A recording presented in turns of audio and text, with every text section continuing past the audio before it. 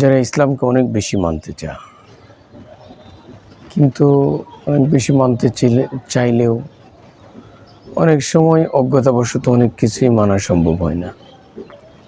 আবার অনেক কিছু আইডিয়ার উপরে মানতে চায়, কিন্তু সত্যিকার অর্থে ইসলাম কি বলেছে? ইসলাম বলেছে তোমাকে জেনেই মানতে হবে।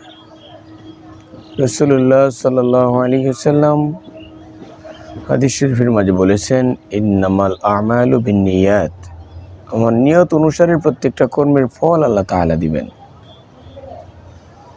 আপনি চিন্তা করেন যে আমরা ছোট একটা বিষয় থেকে যদি শুরু করি, যা আমার একটা পছন্দ অপছন্দ অনেক সময় থাকে। রাসূলুল্লাহ সাল্লাল্লাহু আলাইহি ওয়াসাল্লাম অন্য হাদিসে কিন্তু এটা বলেছেন যে তুমি নিজের জন্য যা পছন্দ করো, তোমার অপর মুমিন ভাইয়ের জন্য, অপর মুসলমানের জন্য সেটাই তুমি পছন্দ করো। আমরা যদি একেবারে ছোটো থেকেই একটা বিষয় চিন্তা করি, ধরেন কোনো একটা বৈঠকে কোনো একটা খাবারের অ্যারেঞ্জ করা হয়েছে, আপনার কাছে একটা জিনিস খুবই পছন্দ লাগতেছে, তো এই বিষয়টা তো আরেকটা আপনার সাথীর কাছেও এটা পছন্দ হতে পারে।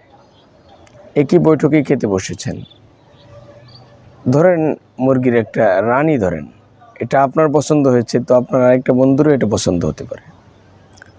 তো ইসলামের আমরা ওই দিকটা যদি চিন্তা করি, তাহলে কিন্তু এখানে আমরা এটা অ্যাপ্লাই করতেই পারি। কাজে লাগানোর একটা সুযোগ আমাদের হাতে চলে আসলো। আপনি মুরগির রানটা না খেয়ে অপর ভাইকে দিয়ে দিলেন যে ভাই এটা আপনি খান, হতে পারে। আলহামদুলিল্লাহ, কত সুন্দর ব্যবহার।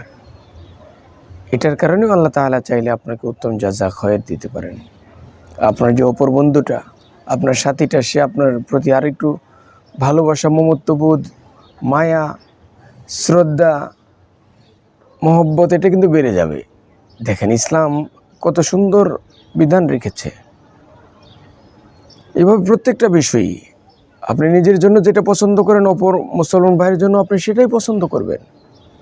আপনি নিজের জন্য যেটা অপছন্দ করেন, আরেকজনের জন্য আপনি সেটা অপছন্দ করা উচিত। আমরা অনেক সময় করি, কোনো মুমিন ভাই, কোনো মুসলমানের কাছ থেকে যদি আমরা একটু কষ্ট পেয়ে থাকি, সাথে সাথে আল্লাহ তাআলার কাছে ফরিয়াদ করি যে আল্লাহ তাআলা তাকে আপনি ধ্বংস করে দেন, তাকে হালাক করে দেন, সে যেন অনেক কষ্টে পতিত হয়, অনেক বিপদ আপদে যেন পড়ে, তার যেন অনেক বড় ক্ষতি হয়ে যায়। এটা তো মুসলমানের দোয়া হতে পারে না। মুসলমান তো সবর করবে, আল্লাহ তাআলার কাছে অপর ভাইয়ের জন্য ক্ষমা চাইবে, নিজের জন্য ক্ষমা চাইবে, অপর ভাইয়ের জন্য ক্ষমা চাইবে। এটা কোনোভাবে ইসলাম পছন্দ করে না যে আপনি কারোর জন্য বদদোয়া করবেন, এটা পছন্দ করে না। আপনি আল্লাহ তাআলার কাছে তার জন্য হেদায়েতের জন্য দোয়া করেন, এটাই সবচেয়ে উত্তম, এটাই সবচেয়ে ভালো।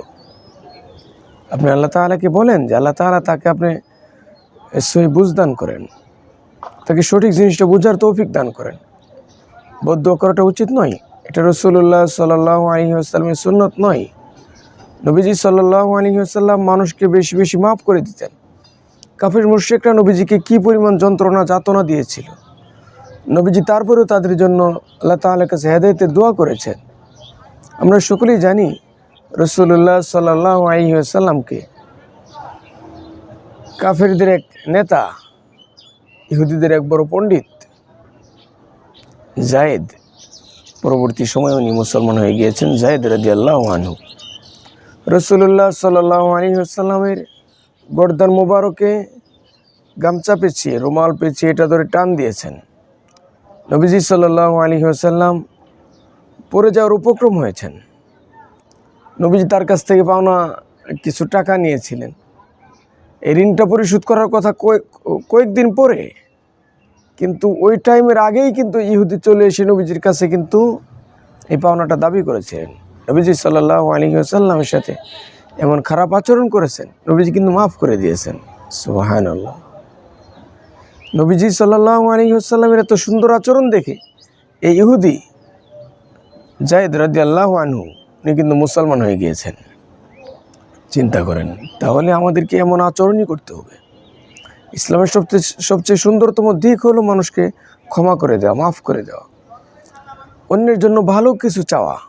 নিজের জন্য যতটা আমি ভালো চাই, অপরের জন্য আমাকে ততটা ভালো চাইতে হবে, নতুবা আমি মুমিন হতে পারবো না, আমি প্রকৃত ঈমানদার দাবি করতে পারবো না। আমি নবীজি সাল্লাল্লাহু আলাইহি ওয়াসাল্লাম এই বিষয়ের অত্যন্ত তাকিদ করেছেন।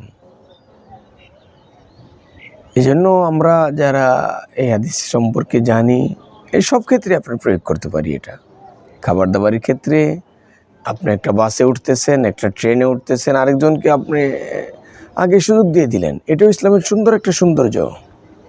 এটা হতে পারে। একটা বসার প্লেস খালি হয়েছে, অনেক সময় আমরা দেখি বাসে ট্রেনে, এই প্লেসটাতে আপনি চাইলেই বসতে পারতেন, কিন্তু অপর মুসলমান ভাইকে আপনি সুযোগ করে দিলেন।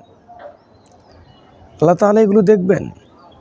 এই জন্যই নবীজি সাল্লাল্লাহু আলাইহি ওয়াসাল্লাম বলেছেন, ইন্নামাল আমালু বিন্নিয়াত, যে নিয়তের উপরেই সকল আমল নির্ভরশীল।